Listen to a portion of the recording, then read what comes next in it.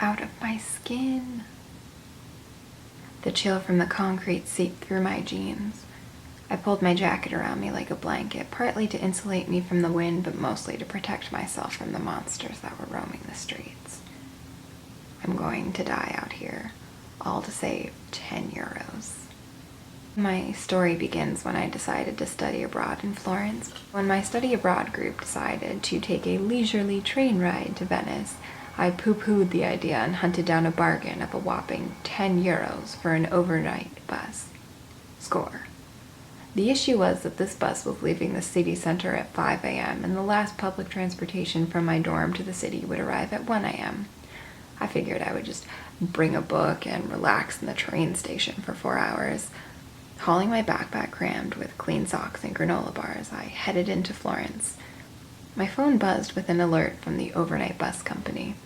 The pickup location had been changed from the city center to a random bus stop on the other side of the city. No biggie. I would just be fluid and adjust. That was my mentality abroad. Just go with the flow. The flow took me down several dark alleys, past a park with nocturnal ruffians, and across a highway. I finally stumbled upon my new location right as my phone gave one sputtering "destination reached" and died. The stop consisted of a sign on a metal pole in a deserted side street, but I was pleased to see a police officer in his car parked there. I plopped down, made a blanket of my plaid coat, and pulled out a book of Hemingway short stories. 4 hours to go. The glare from the headlights of the police car temporarily blinded me.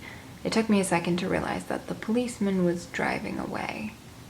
In that moment, it struck me. I was crouched, totally alone, at 1:30 a.m. in January, in an abandoned street in Italy.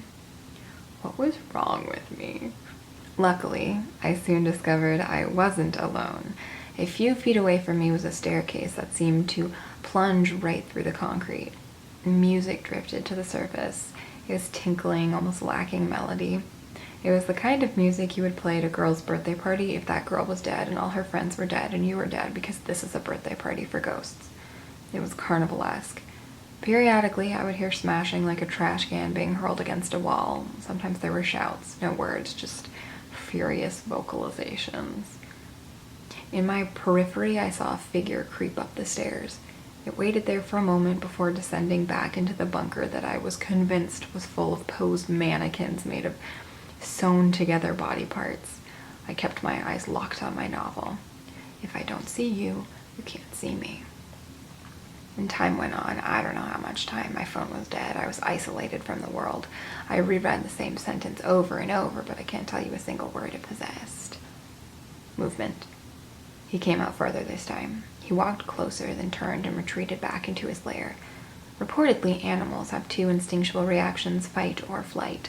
I discovered that my brainstem subscribed to the freeze defense. Just sit there immobile, and if he chooses to turn you into a human puppet, well, then you should have just taken the train like every other normal person, you stupid, stupid girl.